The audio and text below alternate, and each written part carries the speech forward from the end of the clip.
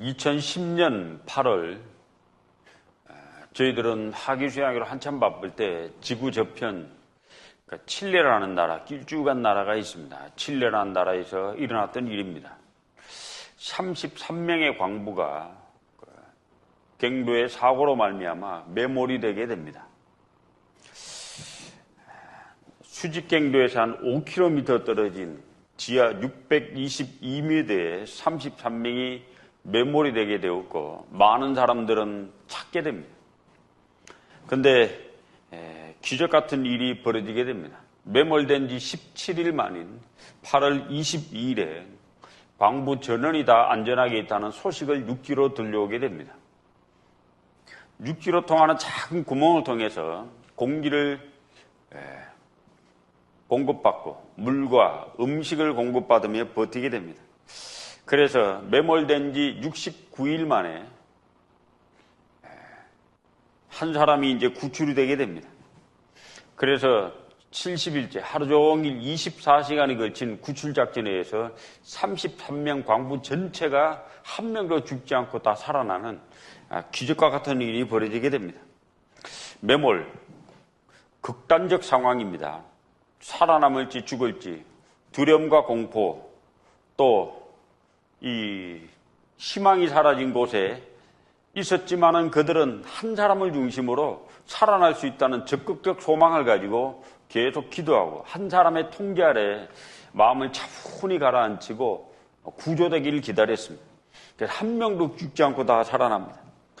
소망이 있다는 것이 얼마나 대단한 것인지를 극적인 장면을 통해 보여주는 놀라운 사건입니다.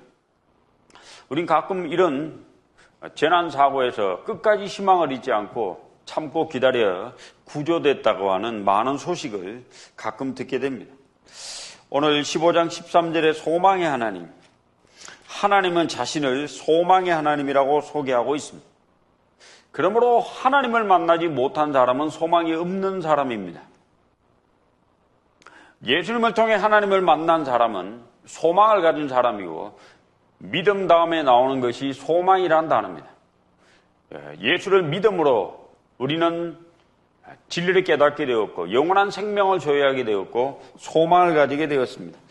이게 13절에 보면은 소망의 하나님 모든 기쁨과 평강을 믿음 안에서 너에게 충만하게 하사 성령의 능력으로 소망이 넘치게 하시기를 구하노라. 성령의 능력으로 소망이 넘친다고 하는데 우리는 이걸 한번 묵상할 필요가 있습니다. 다시 본문으로 돌아갑니다. 로마서 8장 24절 우리가 소망으로 구원을 얻었음에 보이는 소망이 소망이 아니니 보는 것을 누가 바라리요. 만일 우리가 보지 못하는 것을 바라면 참음으로 기다릴지니라. 우리의 소망은 보이지 않는 것이라고 기록을 합니다. 믿음은 우리를 하나님 앞으로 인도하는 역할을 합니다. 소망은 우리의 믿음을 굳게 세웁니다. 사랑은 우리를 하나님과의 친교의 관계로 들어가게 합니다. 소망이 없다는 말은 돌아갈 집이 없다는 말이고 나그네 길을 살고 있다는 말입니다. 구원을 받음으로 우리에게 소망이 생긴 거예요. 우리에게 있는 소망은 보이지 않는 소망이라고 성경은 기록을 하고 있습니다. 24절에 보면은 우리가 소망으로 구원을 얻었음에 보이는 소망이 소망이 아니니 눈에 보이는 것이 소망이 아니다. 보이지 않는 것을 우리는 소망으로 받았다. 소망의 원천은 사랑이라고 성경은 기록을 합니다.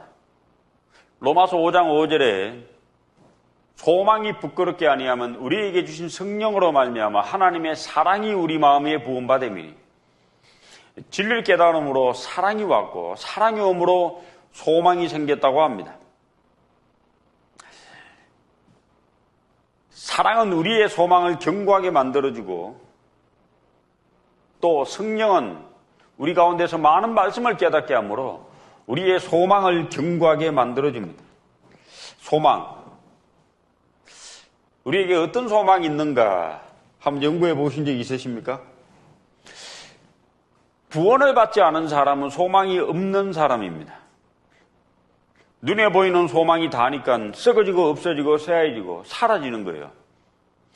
아파트를 사기 위해서 또는 눈에 보이는 주식을 투자해서 훌륭한 삶을 이루기 위해서 사람이 부러워하는 명예와 권세와 또 부경화를 누리기 위해서 수고했지만 그것은 곧 죽음으로 다 없어지고 쇠해지고 끝나는 거잖아요. 구원을 받지 않는 사람은 진정한 소망이 없는 사람이라고 성경은 기록을 하고 있습니다. 에베소서 2장 12절. 그때 너희는 그때 구원받기 전입니다. 하나님의 말씀을 깨닫기 전, 영원한 생명을 알기 전에는 너희는 그리스도 밖에 있었고 이스라엘 나라 밖의 사람이라. 약속의 언약들에 대하여 외인이요. 그 다음에 같이 읽어보겠습니다. 세상에서 소망이 없고 하나님도 없는 자이더니. 여기 소망이 없다 했습니다. 구원받지 않은 사람들은 진정한 소망이 없는 사람입니다. 7, 80년 소망이 무슨 진정한 소망이 되겠습니까? 곧 쇠해지고 없어지는 건데, 죽음으로 모든 게 다 사라지는 건데, 악인들의 소망은, 생명 없는 자들의 소망은 실제로 없는 거나 마찬가지입니다. 그러니까 구원을 받고 난 이후에 진정한 소망이 탁 생기는 겁니다. 그래서 모든 사람들, 생명 없는 사람들의 소망은 죽음으로 다 끝이니까 성경은 죽음으로 모든 게 소멸되고 없어진다고 기록을 하고 있습니다. 잠언 11장 7절 같이 읽어보겠습니다. 악인은 죽을 때 그 소망이 끊어지나니 불의의 소망이 없어지느니라. 악인은 죽을 때 그 모든 소망이 끊어진다 했습니다. 단테란 사람이 신곡이라는 어마무시한 책을 썼는데 그 신곡의 그 지옥에 대한 것을 이야기할 때 이 문에 들어서는 자 모든 소망을 버리라. 지옥문을 들어서는 순간 모든 소망이 다 끊어집니다. 로댕은 그 단테의 신곡을 읽고 지옥문을 묘사하는 그 조각으로 새겼잖아요. 지옥문 위에서 고민하는 사람, 로댕에 생각하는 사람이라는 이름을 붙여서 우리는 생각을 합니다. 그는 지옥문 위에서 생각을 하는 사람입니다. 여기 들어가면 무슨 일이 있을 것인가? 여기 누가 들어가는 것인가? 왜 이런 일이 있을 것인가? 그리스도인들에게는 놀라운 소망이 있습니다. 자, 우리에게 무슨 소망이 있는가? 베드로전서 1장 3절 같이 읽어보겠습니다. 찬송하리로다. 우리 주 예수 그리스도의 아버지 하나님이 그 많으신 긍휼대로 예수 그리스도의 죽은 자 가운데서 부활하심으로 말미암아 우리를 거듭나게 하사 산 소망이 있게 하시며, 거듭난 모든 그리스도인에게 주어진 게 있습니다. 살아있는 소망. 죽은 소망이 아니라 살아있는 소망. 우리의 소망의 특징이 있습니다. 우리의 소망은 영원토록 살아있는 거예요. 쇠해지고 없어지고 사라져버리는 소망이 아니라 또 외적 조건에 의해서 없어지는 소망이 아니라 하나님에 의해서 견고하게 영원토록 보존되고 살아있는, 인간이 주는 모든 소망은 다 없어지지만은 하나님이 주신, 영원하신 하나님이 주신 소망이니까 결코 없어지지 않는 소망을 우리는 갖고 있습니다. 그래서 산소망이라고 했습니다. 또 우리에게 있는 소망의 특징이 하나 있습니다. 우리에게 있는 소망은 땅에 있는 소망이 아닙니다. 우리에게 있는 소망은 다 하늘에 있는 소망입니다. 골로새서 1장 5절 같이 읽어보겠습니다. 너희를 위하여 하늘에 쌓아둔 소망을 인함이니 곧 너희가 전에 복음 진리의 말씀을 들은 것이라. 어떤 소망요? 하늘에 쌓아둔 소망. 자, 우리에게 있는 소망의 특징이 있어요. 산 소망. 또 하나는 하늘에 쌓아둔 소망. 우리의 소망은 다 하늘에 있어요. 우리가 소망이 있는데 우리에게 준 소망은 하나님이 주신 소망이기 때문에 영원한 것이고 완전한 것이고 놀라운 축복에 관련된 겁니다. 전부 다. 우리에게 소망 그러면요, 일단은 천국에 간다는 소망이에요. 없어지는 이 땅의 소망이 아니라 영원한 천국에 간다는 소망입니다. 하나님이 계신 것, 눈물도 애통도 고가는 것도 없는 것, 아름다움의 극치, 화려함의 극치, 기쁨의 극치, 생명의 극치인 그곳에 간다는 것이 우리의 놀라운 소망입니다. 성경은 제일 마지막에 하늘의 놀라운 소망을 이야기함으로 마칩니다. 요한계시록 21장 1절부터 제가 읽겠습니다. 또 내가 새 하늘과 새 땅을 보니 처음 하늘과 처음 땅이 없어졌고 바다도 다시 있지 않더라. 또 내가 보매 거룩한 성새 예루살렘이 하나님께로부터 하늘에서 내려오니 그 예비한 것이 신부가 남편을 위하여 단장한 것 같더라. 3절 4절은 같이 읽어보겠습니다. 내가 들으니 보좌에서 큰 음성이 나서 가로되 보라 하나님의 장막이 사람들과 함께 있음에 하나님이 저희와 함께 거하시리니 저희는 하나님의 백성이 되고 하나님은 친히 저희와 함께 계셔서 모든 눈물을 그 눈에서 씻기심에 다시 사망이 없고 애통하는 것이나 고가는 것이나 아픈 것이 다시 있지 아니하리니 처음 것들이 다 지나갔음이로라. 우리에게 있는 소망은 천국 간다는 소망입니다. 마태복음 13장에 보면은 예수님은 이 땅에 유대인의 왕으로 오신 그 마태복음 이야기가 나옵니다. 마태복음 13장에 주님은 천국의 비유를 여러 개 얘기하십니다. 7개 비유를 얘기합니다. 천국은 마치 씨 뿌리는 비유, 겨자씨 비유, 진주 비유, 여러 가지 7개 비유를 이야기하면서 천국에 관한 이야기를 합니다. 천국은 하나님이 백성들과 함께 계신 놀라운 곳이다. 천국은 눈물도 애통도 고가는 것도 아픈 것도 다시 있지 않는 놀라운 곳이다. 그리스도인들은 연세가 들어갈수록 나이가 들어갈수록 정말 죽음이 다가올수록 슬퍼하지 않습니다. 만약에 저에게 다시 20대로 돌아가려고 묻는다면 저는 안 간다고 합니다. 다시 그 고생을 또 왜 합니까? 공부해야지, 대학 졸업해야지, 공부해야지, 취업해야지, 결혼해야지, 자식나 키워야지, 결혼시켜야지. 아이고, 지금이 제일 좋습니다. 왜? 애 다 키웠잖아요. 이제 주님 앞에 갈 날 다가옵니다. 연세가 드셨다고 슬픈 게 아니에요. 주님을 하루 일찍 더 만납니다. 이 땅엔 괴롭고 수고의 삶의 연속인데 죽음을 넘어 건너가면은 저 영원한 천국은 눈물도 없어요. 애통하는 것도 없어요. 아름다움의 극치요. 죄 많은 이 세상은 내 집안이네. 내 모든 보화는 저 하늘에 있네. 저 천국 문을 열고 나를 부르네. 나는 이 세상에 정들 수 없도다. 찬송을 불러도 좀 기분 좋은 찬송을 불러야지. 이거 기쁘잖아요. 정말 죄 많은 이 세상은 내 집이 아니구나. 우리가 죄 많은 이 세상에 태어나서 아무런 공로와 수고 없이 천국에 갈 수 있다는 그 사실 하나만으로도 감사하지 않습니까? 그 하늘 보좌, 그 높은 보좌를 버리시고 이 땅에 오신 하나님, 육체를 입으신 그 놀라우신 하나님, 짐승 구유에 태어나서 33년 반의 생애를 사시고 우리 각 사람의 죄를 위해 십자가 못 박혀 돌아가셨습니다. 우리의 죄를 용서하고 우리를 영원한 천국에 데려가시기 위해서 저 높은 땅에서 낳고 나서 이 땅에 오신 거예요. 히브리서 11장에 보면 아브라함과 이삭과 야곱의 삶을 히브리 기자는 이야기합니다. 그들은 장막에 거했다. 왜? 천국에 있는 영원한 성을 바라봤기 때문에. 그 천국의 성을 바라보고 이 땅에 텐트에 거했다.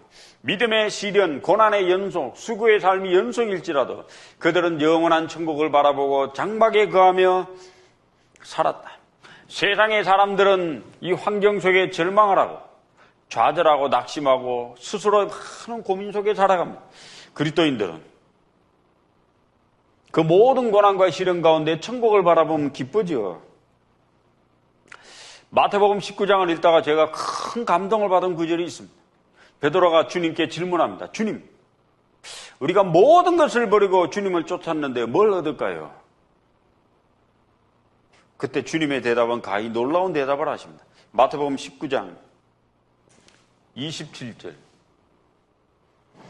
이에 베드로가 대답하여 가로되 보소서 우리가 모든 것을 버리고 27절 주를 쫓아 싸우니 그런즉 우리가 무엇을 얻으리이까? 모든 것을 버리고 실제로 베드로는 모든 걸 버렸습니다. 배와 부친과 건물을 버려두고 자기의 직업, 먹고 사는 문제, 가족도 다 버리고 주님을 쫓은 거예요. 그때 주님의 대답이 가히 놀랍습니다. 28절 같이 읽어보겠습니다. 예수께서 가라사대 내가 진실로 너희에게 이르노니 세상이 새롭게 되어 인자가 자기 영광의 보좌에 앉을 때 나를 좇는 너희도 12보좌에 앉아 이스라엘 12지파를 심판하리라. 세상이 새롭게 되어 영원한 천국 가서 너희도 놀라운 권세와 영광을 누릴 거다. 천국에 우리의 놀라운 소망이 있습니다. 명절이 다가오면 우리는 고향으로 돌아갑니다. 부모를 만납니다. 나의 가족을 만나 잠깐 대화하고 또 돌아옵니다. 1년에 2번 그의 의무로 부모님을 만납니다. 이러다 만나야 참 얼굴 뵙죠. 그 과정 속에서 자기의 본향이 어딘지, 근본이 어딘지를 좀 생각해보고 기억을 합니다. 우리는 저 하늘에서 왔다가 이제 저 하늘로 다시 돌아갑니다. 베드로 주님께 물었습니다. 천국 간다. 주님이 천국 가서 보좌에 앉을 거라고 약속을 합니다. 빌립보서 3장을 읽어보면 사도 바울이 이야기합니다. 자, 하늘의 영원한 상을 바라보고 내가 지금 살고 있다. 우리에게 있는 놀라운 소망의 첫 번째 소망은 우리가 천국을 간다는 소망입니다. 그 소망의 하나님은 우리에게 천국에 대한 확신과 믿음을 더해 주셨어요. 이 땅은 우리가 살 집이 아닙니다. 집이 좀 초라하고 낡고 남들보다 좀 부족해도 낙심하지 마십시오. 이제 곧 전세가 역전돼 버려요. 앞으로 가다가 뒤로 돌아가면 제일 뒤에 가는 사람 제일 빨라요. 앞으로 가다가 뒤로 돌아가면 제일 뒤가 제일 빠르거든요. 언젠간 주님이 뒤로 돌아가다 합니다. 우리가 제일 초라하게 사는 것지만 제일 멋진 사람으로 갑니다. 저는 요한복음 14장을 읽다가 큰 위로를 받은 적이 있습니다. 내 아버지 집에 거할 곳이 많도다. 비록 이 땅에 좁은 집에 살지만은 저 천국에 가면 우리 집에 거할 곳이 많아 넘쳐. 방이 넘쳐요. 우리에게 있는 두 번째 소망이 있습니다. 디도서 1장 같이 읽어보겠습니다. 영생의 1장 2절 같이 읽어보겠습니다. 영생의 소망을 인함이라. 이 영생은 거짓이 없으신 하나님이 영원한 때 전부터 약속하신 것인데, 영생의 소망, 여기 놀라운 단어가 있습니다. 영생의 소망, 산소망, 소망이란 단어 앞에 산소망, 우리에게 주신 소망은 살아있는 소망입니다. 하늘에 쌓아둔 소망, 또 하나의 소망이 있습니다. 영생의 소망. 우리에게 주어진 소망은 영원한 생명의 소망입니다. 우리가 천국에 가서 살되 한 50년 살다 죽으면요, 너무 아쉽잖아요. 그게 무슨 천국이요? 100년 살다 죽으면요, 그것도 아쉽잖아요. 우리는 천국에 갑니다. 가서 얼마 동안 살아요? 영원히 1000년도, 만년도, 억년도, 수억년도 아닌 영원히 삽니다. 이야, 영원이란 단어를 우린 잘 이해를 못합니다. 맞닥뜨려 본 적이 없으니까. 우리는 천국에 가서 살 때 영원히 살아갑니다. 우리의 소망은 영원한 소망입니다. 주님은 이 땅에 오셔서 십자가 못 박혀 죽으시고 죽음을 영원히 정복해 버리신 분이에요. 나는 부활이요 생명이, 나를 믿는 자는 죽어도 살겠고 무릇 살아서 나를 믿는 자는 영원히 죽지 아니하리니 이것을 내가 믿느냐? 나사로 무덤 앞에서 마르다를 향해 주님이 말씀하셨습니다. 나는 부활이요 생명이다. 2000년 전에 이 땅에 오신 예수님, 십자가에 죽고 부활하심으로 죽음을 정복한 그 부활의 날은 인류사 최대의 날입니다. 오랜 세월 사람이 제일 두려워하는 게 있습니다. 그것은 바로 죽는다는 겁니다. 사람이 아무리 똑똑하고 아무리 두뇌가 뛰어나도 죽음을 정복할 수는 없어요. 삶을 좀 연장할 수 있을 뿐이지 죽음 자체를 정복할 수는 없습니다. 우리는 가끔 TV에서 신문에 소식을 듣습니다. 라디오에 소식을 듣습니다. 사망률이 증가했다. 사망률이 떨어졌다. 근데 사실 그것은 엄연히 따지고 보면 거짓말입니다. 사망률은 증가하거나 줄어들 수가 없어요. 사망률은 무조건 100%예요. 이거 안 돌아가실 분. 사람 다 죽어요. 근데 이 주님이 주신 소망은 영원한 영생의 소망입니다. 우린 천국을 가서 영원히 살아갑니다. 3장, 디도서 3장 그 한 장 넘기면 됩니다. 3장 7절. 우리로 주의 은혜를 힘입어 의롭다 하심을 얻어 영생의 소망을 따라 후사가 되게 하려 하심이라. 영원한 생명, 디도서에 2번 나옵니다. 영생의 소망. 요한일서 2장 25절에 그가 우리에게 약속하신 약속이 이것이니 곧 영원한 생명이니라. 우리에게 영원한 생명을 약속하신 분은 이 땅에 내려오셔서 십자가에 죽고 자신이 부활하심으로 죽음을 정복했고 우리에게 영원한 생명을 주시는 거예요. 요한계시록 1장 18절에 보면은 곧 산자라 내가 전에 죽었었노라 이제 세세토록 살아있어 사망과 음부의 열쇠를 가졌노니. 나는 사망과 음부의 열쇠를 가졌다. 세세토록 살아있는 분이다. 우리 구주 예수님 죽음으로서 생명과 썩지 않은 것을 드러냈습니다. 그래서 요한일서에 보면 아들이 있는 자에게는 생명이 있고 아들이 없는 자에게는 생명이 없다 했습니다. 영원한 생명, 놀랍지 않습니까? 그래서 성경은 우리에게 영생을 주기 위해서 기록됐고 예수님은 영생을 주시려고 이 땅에 오신 하늘의 하나님입니다. 하늘의 하나님이 이 땅에 육체를 입고 오셨습니다. 왜?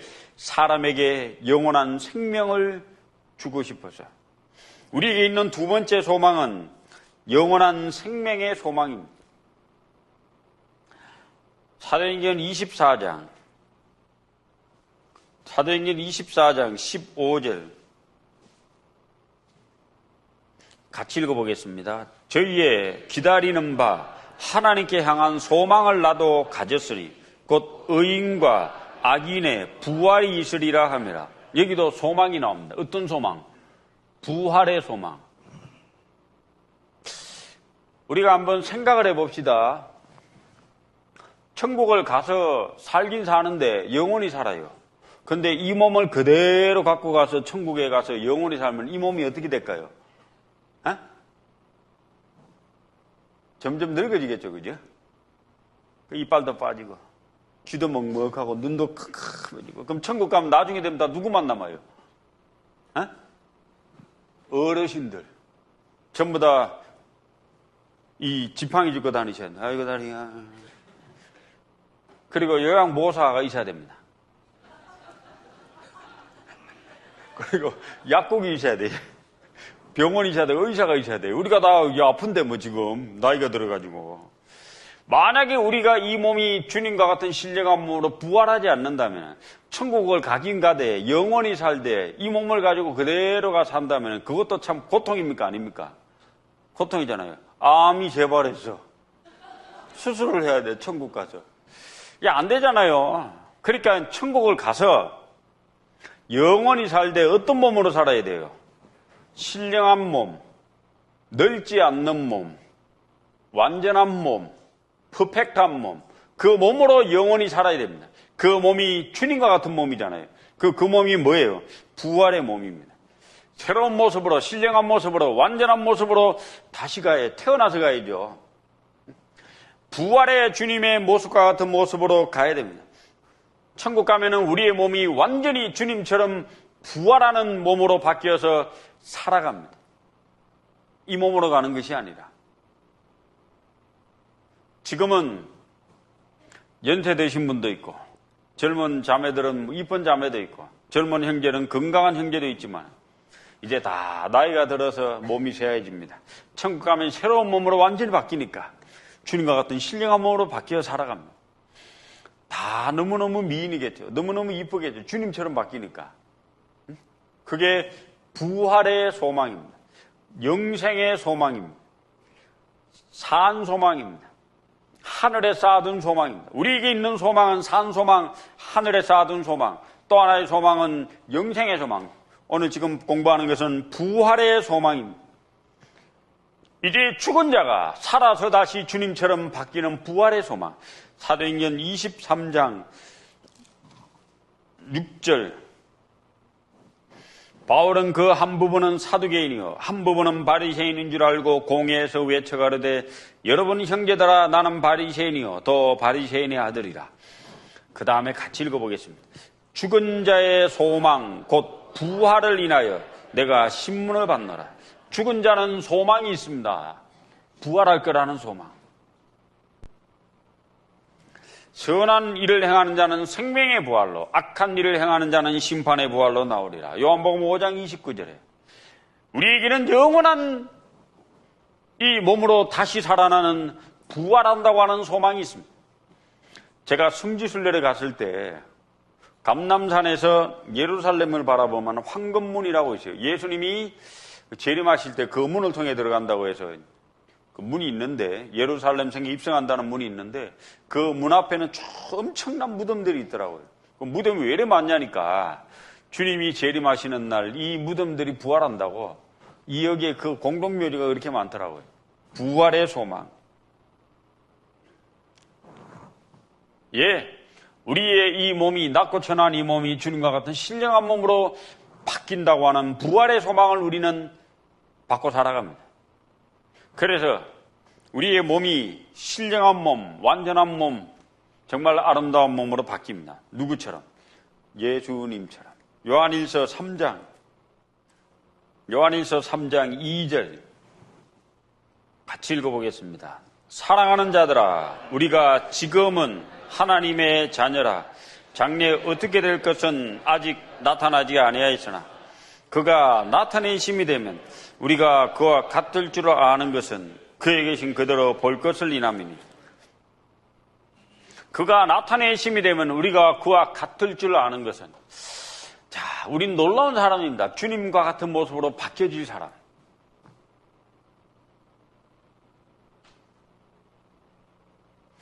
그 신령한 몸으로, 완전한 몸으로 변화될 사람. 그래서 우리는 소망이 있습니다. 천국을 간다는 소망이 있습니다. 천국을 가되 영원히 살아간다는 소망이 있습니다. 영원히 살되 주님과 같은 신령한 몸으로 바뀌어서 썩지 않고 쇠하지 않는 몸으로, 완전한 몸으로 영원히 살아간다는 소망이 있습니다. 야, 멋있죠? 응? 그 멋있는 소망이잖아요. 이제 또 하나의 소망이 있습니다. 천국을 가서 영원히 살되 주님과 같은 신령한 몸으로 변화되어서 썩지 않고 더럽지 않고 아픔도 없는, 눈물도 없는, 애통하는 것도 없는, 고통하는 것도 없는 신령한 몸으로 영원히 사는데, 그게 영광을 받으며 살아갑니다. 영광을 누리며 살아갑니다. 어떤 영광? 땅에 행한 모든 것에 대한 상급을 받으며, 그것이 상급이 잠시 주어지는 박수치고 끝나는 것이 아니라 상급이 영원토록 지속되는 놀라운 상을 받으며 살아갑니다. 상급. 마태복음 5장에 보면은 팔복이 나옵니다. 심령이 가난한 자는 복이 있나니 천국이 저희 것이며, 애통하는 자는 복이 있나니 저희가 위로를 받을 것이며, 이제 구원받는 복을 얘기하고, 두 번째는 온유한 자, 이제 그리스도인의 성품 변화, 삶의 변화, 인격의 변화를 얘기합니다. 마음이 정결한 자 뭐 쭉 이야기 나옵니다. 그리고 제일 마지막에 의를 위하여 핍박을 받는 자가 나옵니다. 그게 상이 큼이라고 합니다. 기뻐하고 즐거워하라, 하늘에서 너희 상이 큼이라. 천국을 간다는 복에서 시작을 해서 마지막에는 하늘의 상에 대한 복을 이야기하고 팔복이 마칩니다. 이제 천국에 가면 우리에게 놀라운 상이 기다리고 있습니다. 요한계시록 22장 12절 같이 읽어보겠습니다. 보라, 내가 속히 오리니 내가 줄 상이 내게 있어 각 사람에게 그 행한 대로 갚아주리라. 그리스도인들이 이 땅에 살면서 주님과 교회를 섬기며 복음 가운데 산, 그리고 다른 사람을 대접한 모든 것에 대한 상을 주님이 주신다고 했습니다. 이 소자 중 작은 자 하나에게 냉수 한 그릇이라도 주는 자는 내가 결단코 그 상을 잊지 아니하리라. 누구 말씀이에요? 하나님의 말씀, 주님의 말씀. 마태복음 10장에 주님은 소자 중 작은 자에게 냉수 한 그릇이라도 주는 자는 결단코 상을 잃지 않는다 했습니다. 제가 옛날에 어느 청년 형제 집에 신방을 갔습니다. 청년회장하고 단둘이 갔습니다. 형제 혼자 살고 있는 자취방에 갔습니다. 가니까 뭐 이렇게 왔다고, 전도인이 왔다고 내놓는데 냉수 한 그릇 내놓더라고요. 뭐 아무것도 없어. 과일도 없고 아무것도 없어. 냉수 한 그릇. 그 냉수 한 그릇 마시면서 제가 이것도 상을 받을 거다. 하나님이 축복 줄 거다 했습니다. 뭐 이거 냉수 한 그릇 달랑 내놓고 있냐고. 그러지 않고 위로해주고 격려해주고 나왔습니다. 나중에 나와보니까 잘했다 싶어요. 나중에 그 형제가 열심히 살더라고요. 그 교회에서. 우리가 작은 자에게 냉수한 그릇에서 주는 자는 결단코 그 상을 잃지 아니하리라. 그러니까 성도를 대접한 것, 교회를 위해 헌신한 건 하나님 다 기억하시고 상으로 다 갚아주십니다. 우리가 이 땅에 구원을 받은 것만도 감사한데 천국 가서 영광을 영원토록 누리고 산다는 게 대단하지 않습니까? 영광이 잠시 있으면 참 아쉬울 텐데요. 영광이 영원한 거예요. 이 영광이 얼마나 대단한지 우리는 두 구절을 살펴보면 좀 묵상할 필요가 있습니다. 11에서 11장 24절에 보면은 모세에 대한 이야기가 느닷없이 히브리 기자는 얘기합니다. 모세는 바로의 공주의 아들이라 칭함을 거절하고 도리어 하나님의 백성과 함께 고난받기를 잠시 죄악의 낙을 누리는 것보다 더 좋아하고 그리스도를 위하여 받는 능력을 애굽의 모든 보화보다 더 큰 재물로 여기시니 이는 상주심을 바라봄이라. 이렇게 나와 있거든요. 출애굽기에 보면은 모세가 애굽 사람을 쳐 죽임으로 갈 데가 없어가지고 도망을 미디안 광야로 갔다 이렇게 나오는데 신약의 히브리 기자는 모세가 왜 애굽의 왕자의 지위를 버리고 미디안 광야로 갔느냐에 대한 원인을 하늘의 상을 바라봤기 때문이라고 기록을 합니다. 도망가려고 사람을 쳐 죽임으로 피해서 도망가려고 간 것이 아니라 애굽의 모든 보화보다 하늘의 영원한 상이 더 큼을 바라봤기 때문에 그는 애굽의 지위를 버리고 왕자의 지위를 버리고 하나님의 백성과 함께 고난받으려고 광야로 들어갔다 이렇게 나오거든요. 상 때문에, 하늘의 상 때문에. 그 상이 얼마나 대단합니까? 빌립보서 3장에 보면은 사도 바울이 또 이런 말을 했습니다. 내가 지나온 건 다 잊어버렸다. 그리고 앞에 있는 표대를 향해서 그리스도 예수 안에서 하나님이 위해서 부르신 부름의 상을 위해 쫓아가노라. 그냥 읽으면 바울이 뭐 상 받으려고 의심 띄었는가 보다 생각할 텐데 바울은 빌립보서를 기록할 때 로마 감옥에 갇혀 있습니다. 그래 약 30년 가까이 사도로서 1차, 2차, 3차 전도여행을 통해 수많은 고생과 수고, 고난을 통해서 많은 영혼을 하나님께로 인도한 사람입니다. 이제 로마 감옥에 갇혀서 그가 어찌할 수 없는 상황에서 뭐라고 했는가 하면은 나는 하늘의 상을 바라보고 열심히 쫓아간다라고 했거든요.